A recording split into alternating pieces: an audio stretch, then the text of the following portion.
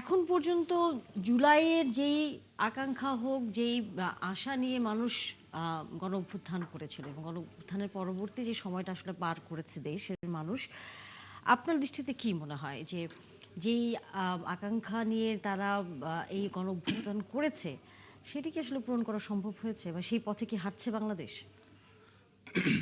ধন্যবাদ আপনাকে। আসলে জুলাই গণ অভ্যুত্থানের যেই ৩৬ দিন আমরা বলি, আমার ধারণা সমতা সম্ভবত খেলায় সমতা আর্জেন্টিনা ফিরে আরেকটি এসেছে। আরেকটি গোল দিয়েছে। হ্যাঁ, গোল দিয়ে। আর্জেন্টিনা খুশি। তো যেটা হয়েছে ৩৬ জুলাই যেটা বলি আমরা, তো ৩৬ জুলাই বিশেষ করে মূলত বৈষম্যের কারণেই তো এই আন্দোলনটা হয়েছে। প্রথমে কোটা সংস্কারটা কি ছিল 2018 সালে, যে 56% সরকারি চাকরিদের 56% কোটা। এই কোটা যার ফলে বড় অংশ মানে মেধাবীরা কিন্তু তারা উপেক্ষিত হচ্ছিল। এবং তখন আন্দোলনের কারণে তৎকালীন প্রধানমন্ত্রী কি বলেছেন, যে কোনো কোটাই থাকবে না। উনি কিন্তু রাগ করে হোক যে করে উনি বলেছেন, রাগ 2-3টা প্রোগ্রামে উনি বলেছেন যে কোনো কোটা থাকবে না।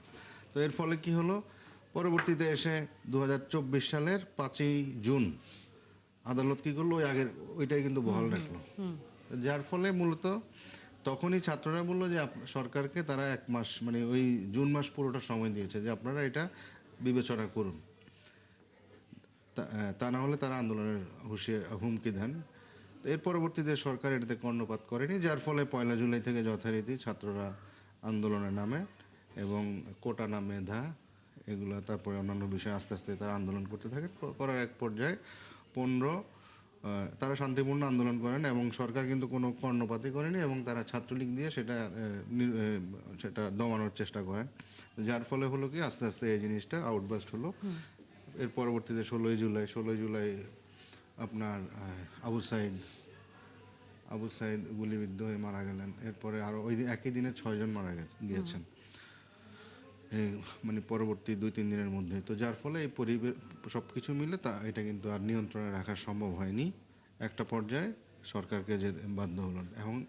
এখন মূল বিষয় যেটা বললেন আপনি, যে আসলে সেই আকাঙ্ক্ষা বাস্তবায়ন কতটুকু হচ্ছে, বা আসলে প্রধানমন্ত্রী কিন্তু বলেছেন যে আমরা জুলাই সনদের মানে জনগণের যে আকাঙ্ক্ষা যেগুলো আছে এবং জুলাই সনদে যেগুলো আছে তাদের পক্ষে যেগুলো করার তারা অবশ্যই সব কিছুই তারা কিন্তু পূরণ করবেন, অক্ষরে অক্ষরে পূরণ করবেন। এখন এনসিপি বা জামায়াত ইসলামী তারা হয়তো মনে করছেন যে তারা তো শপথ নেন নাই, যেটা তারা নিয়েছেন। মূলত ওইখানে কিন্তু দৃশ্যমান একটা বিভক্তি আমরা দেখি। এখন তারা ওই জিনিসটা উল্লেখ করছেন, আবার এদিকে আবার সরকার বলছে যে এত তাড়াহুড়োর কি আছে। তো তারা তো আস্তে আস্তে করছেন। এখন এই সব কিছু মিলে একটা টানাপোড়েন চলছে। এখন এটা খুবই কম সময় যে আমি 4 মাসের মধ্যে এই সরকারকে বলবো যে এটা করবে না বা করবে, এটা খুবই কম সময়। এই জন্য আরও কিছুটা সময় আমাদের দেখতে হবে। তবে আমার বিশ্বাস যে প্রধানমন্ত্রী যেভাবে দেশ চালাচ্ছেন বা কথা কাজে যে একটা ওনার ব্যালেন্স বা একটা ম্যাচুরিটি আমরা দেখতে পাচ্ছি, আন্তরিকতা দেখতে পাচ্ছি, তাতে উনি হয়তো সরকারের পক্ষে যতটুকু করার বা জুলাই সনদ যতটুকু বাস্তবায়ন করার আকাঙ্ক্ষা, জনগণের আকাঙ্ক্ষাটা উনি এখানে প্রায়োরিটি দিচ্ছেন। তো সেই জায়গায় উনি হয়তো যাবেন, আমার যেটা মনে হয়। আমাদের সাথে আছেন সালাউদ্দিন আইয়ুবী, জামাত ইসলামের দলীয় সংসদ সদস্য। মাননীয় প্রধানমন্ত্রী বলেছেন এবং নানা সময়ে এই বিষয়টি নিয়ে আলোচনা হচ্ছে, যেহেতু আসলে আমরা জুলাই মাসে আছি, আমরা তাই এই প্রসঙ্গটি আসলে এনেছি। কিন্তু বারবারই জুলাই বাস্তবায়ন, গণভোট বাস্তবায়নের ক্ষেত্রে আপনারা কোনোভাবেই সরকারকে যেমন সময় দিতে চাচ্ছেন না এবং আস্থার জায়গাটিও আসলে আপনারা রাখতে পারছেন না। এই কথাটা এখন সবাই কম বেশি বলছে যে মাত্র যেহেতু 4 মাস হলো একটি সরকারের, তাকে সামনের দিনগুলোতে আরও কিছুদিন সময় দিলে পরে হয়তো এই যে আপনারা যে অভিযোগটি করেন সেটি পরিষ্কার হওয়ার একটি সুযোগ আছে। আপনারা সরকারকে সময় দিবেন কিনা? আপনাকে ধন্যবাদ। সম্মানিত দর্শকবৃন্দ, সম্মানিত আলোচক বৃন্দকে। দেখুন, জুলাইতে আসলে মানুষের জুলাই শব্দটার সাথে আকাঙ্ক্ষাটা কোথায়, কি চায় মানুষ, জুলাই কোন চাহিদাটা তৈরি করেছে বাংলাদেশের মানুষের মধ্যে। জুলাইটা কোটা সংস্কার আন্দোলন দিয়ে শুরু হলেও কোটা সংস্কার থেকে পরবর্তীতে রাষ্ট্রীয় সংস্কারের আকাঙ্ক্ষায় রূপান্তরিত হয়েছে। রাষ্ট্রের বিভিন্ন জায়গায় আহ, এই যুগ যুগ ধরে চলতে থাকা অনিয়ম, দুর্নীতি, অবিচার, অত্যাচার, এই সব কিছু সংস্কার করে একটা প্রত্যাশিত জায়গায় নিয়ে যাওয়ার যে আকাঙ্ক্ষা, এটাই কিন্তু তৈরি হয়েছে জুলাই এই আন্দোলনের মধ্য দিয়ে। সে আকাঙ্ক্ষা থেকেই কিন্তু গত 1.5 বছর যে ইন্টারিম গভর্নমেন্ট ছিল, ইন্টারিম গভর্নমেন্টের মূল প্রয়াস ছিল, প্রচেষ্টা ছিল সকল দলকে ঐক্যমত করে, অর্থাৎ দেশবাসীকে ঐক্যমত করে একসাথে নিয়ে এসে এই যে জনগণের আকাঙ্ক্ষা, সে আকাঙ্ক্ষাটা বাস্তবায়ন করা। এই জন্যে এই আকাঙ্ক্ষাকে সামনে রেখেই তৈরি হয়েছিল হলো ঐক্যমত কমিশন। সেই কমিশনে আপনি যে এখন সময় দেওয়ার কথা বলছেন, সেই সময়টা যাতে আর না লাগে সেজন্য সকল দলকে একটা ঐক্যমতের জায়গায় নিয়ে আসা হয়েছে, যাতে এটা বাস্তবায়নের প্রক্রিয়ার মধ্যে যাওয়া যায়।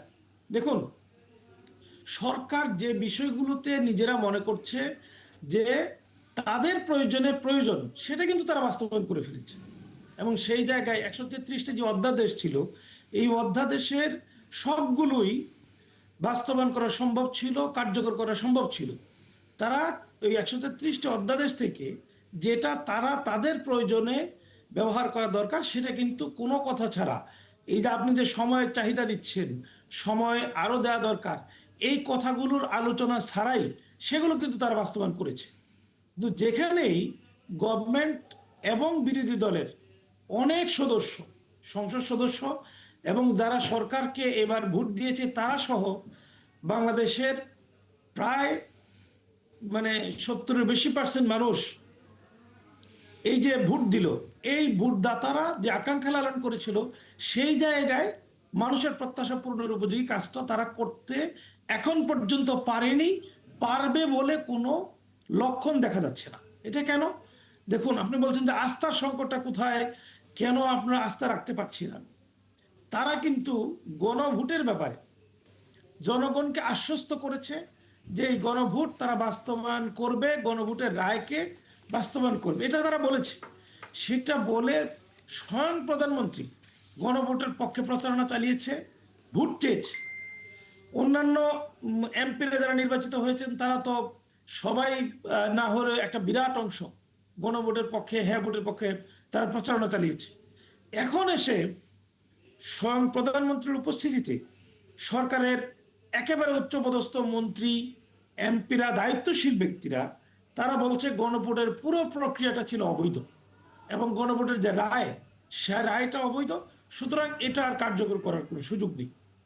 তাহলে এখানে একটা সন্দেহ, এখানে একটা আকাঙ্ক্ষা প্রতিফলিত হচ্ছে না বলে একেবারে নিশ্চিত ধারণা তৈরি হওয়াটা অস্বাভাবিক না, এটা একেবারে স্বাভাবিক। জি, আপনি আছেন আমাদের সাথে, সুন্দর, আমিরুল ইসলাম খান। স্বাভাবিকভাবে। আপনারাও আসলে এই যে বিরোধী দলের যে অনাস্থার জায়গা, তারা সময়টা দিতে চায় না, কারণ তারা তো আপনাদেরকে বিশ্বাস করে যে আপনারা সরকার গঠন করবেন, প্রথম দিকেই আপনারা এই বিষয়গুলো বাস্তবায়ন করবেন। ধন্যবাদ 71 টিভির কলা কৌশলী, আলোচকবৃন্দ এবং দর্শকরা, সবাইকে আমি শুভেচ্ছা জানাই। প্রথমে জুলাই আমাদের জাতীয় জীবনের একটি অত্যন্ত গুরুত্বপূর্ণ দিন, কারণ জুলাই বিপ্লব বাংলাদেশের রাজনীতিতে এটি নতুন দিনের সূচনা করবে, এটা আমরা সবাই প্রত্যাশা করি। এবং ওনারা বারবার যে অভিযোগটা করেন যে জুলাই বিপ্লব বা জুলাই চেতনা বাস্তবায়ন হচ্ছে না, উনি নিজেও কিন্তু বললেন যে মেবি 138টা দফা ছিলেন, 33টা 133টা। 33টা। তার মধ্যে কিন্তু প্রায় 100 ইতিমধ্যেই বাস্তবায়ন হয়েছে, মানে 90টা হয়েছে আনুষ্ঠানিকভাবে, কিন্তু ওর মধ্যে দিয়ে অনেকগুলি আসছে। তাহলে পর্যায়ক্রমে কিন্তু বাস্তবায়ন, উনি হয়তো ভাবছেন যে এটা আগে করার দরকার ছিল, ওনার দৃষ্টিতে মনে হচ্ছে ওইটা মনে হয় হবে না। আমাদের প্রধানমন্ত্রী সবসময়ই বলে আসছে যে জুলাই চেতনা আমরা সম্পূর্ণভাবেই বাস্তবায়ন করব, এবং ওনাদের অস্থির হয়ে গেছেন যে হচ্ছে না মনে হয়। কিন্তু প্রতিটি পদক্ষেপেই শুধু উনি জুলাই চেতনাটা বাস্তবায়ন হলেই বাংলাদেশের কি রাজনীতির সকল সমস্যার সমাধান হবে? জুলাইয়ের চেতনার মধ্যে কি লেখা আছে যে একজন কৃষক কিভাবে স্বাবলম্বী হবে? একজন দুস্থ মা বা একটা পরিবারের কর্তা সে কিভাবে স্বয়ং সম্পূর্ণ হবে, আত্মনির্ভরশীল হবে, সেটা কি জুলাই চেতনার মধ্যে লেখা আছে? জুলাই চেতনার মধ্যে কিন্তু সব কিছু লেখা নেই। বা আমাদের শিক্ষা ব্যবস্থার যে শিক্ষার মান বানাতে হবে, শিক্ষার গুণগত মান বাড়াতে হবে, আত্মনির্ভরশীল শিক্ষা ব্যবস্থা চালু করতে হবে, এটা কি জুলাই চেতনার মধ্যে আছে? নাই। সরকার কিন্তু শুধু জুলাই চেতনা না, একটি সুন্দর আত্মনির্ভরশীল সুশিক্ষিত গণতান্ত্রিক সমাজ কিভাবে নির্মাণ করা যায় সকল বিষয় মাথায় রেখে কিন্তু কাজ করছেন। ইতিমধ্যেই যে সরকার দেখেন যে ফ্যামিলি কার্ড, আজকে এই বছরের মধ্যে 41 লক্ষ ফ্যামিলি কার্ড বিতরণ করা হবে। 41 লক্ষ ফ্যামিলি কার্ড বিতরণ হলে 41 লক্ষ পরিবার কিন্তু তাদের সাময়িক যে সমস্যা সেটা কিন্তু তাৎক্ষণিকভাবে সম্পন্ন করতে পারবে। আপনার কৃষকদের কৃষি উন্নয়ন বৃদ্ধির জন্য যে কৃষি কার্ডের মাধ্যমে যে সুযোগ সুবিধাগুলো দেওয়া হচ্ছে সেগুলি যদি বাস্তবায়ন হয়, কৃষকদের যদি ভাগ্যের পরিবর্তন হয়, তাহলে তো দেশের উন্নতি হবে। আমাদের সরকারের সার্বিক লক্ষ্য বা আমাদের সবারই হওয়া উচিত মানুষের কল্যাণ। তা আমরা তো সেই কল্যাণের জন্যই কাজ করে যাচ্ছি। এবং আমরা শিক্ষার যে সবচেয়ে এই বাজেটে শিক্ষার সর্বোচ্চ বরাদ্দ দিয়েছেন। এটার মান কি শিক্ষার গুণগত মান আরও পরিবর্তন করা, শিক্ষা যাতে আমাদের আরও সুন্দর হয়, আমাদের আগামী প্রজন্ম যেন সুশিক্ষিত হয় এবং বিভিন্ন বিষয়ে যে আমাদের যে শিক্ষাক্ষেত্রে দুর্বলতা রয়েছে সেগুলো কাটিয়ে উঠে আমরা যাতে আরও শিক্ষা ব্যবস্থাকে আধুনিকায়ন করতে পারি, তার জন্য কিন্তু বাজেট বরাদ্দ দিয়েছে। তা আমি এটুকুই বলবো যে ওনারা শুধু বারবার শুধু একটি কথাই বলেন যে জুলাই চেতনা, জুলাই চেতনা। আমরা তো 71-এর চেতনা দেখেছি। 71-এর চেতনা দেখতে দেখতে আমরা আমাদের গণতন্ত্র, আমাদের ভোটাধিকার, আমাদের মানবতা সব কিছুই কিন্তু আমরা হারিয়ে ফেলেছিলাম। চেতনা কিন্তু 71 ঠিকই ছিল।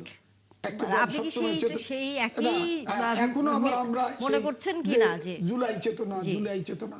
আমি মনে করি আমাদের দল বা আমাদের সরকার এবং আমাদের প্রধানমন্ত্রী জনাব তারেক রহমান উনি একটি